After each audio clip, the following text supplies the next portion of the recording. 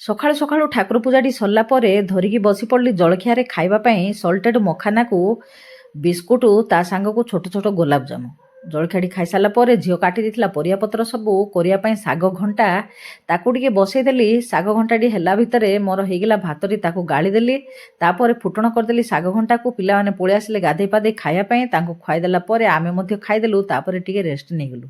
Rest ନେଇକି ଉଠିଲା ପରେ ମୋବାଇଲଟା ଟିକେ ଧରିକି ଘାଣ୍ଟୁଥିଲି। ଝିଅ ଆଣିକି ଦେଲା ଚାହା ଆଉ ତା ସାଙ୍ଗକୁ ପକୁଡ଼ି, ତାକୁ ଟିକେ ଖାଇଦେଲି। ପିଲାମାନେ ପକୁଡ଼ି ଖାଇସାରିଲା ପରେ ତାଙ୍କୁ ନେଇକି ଟିକେ ଟ୍ୟୁସନରେ ଛାଡ଼ିଦେଲି।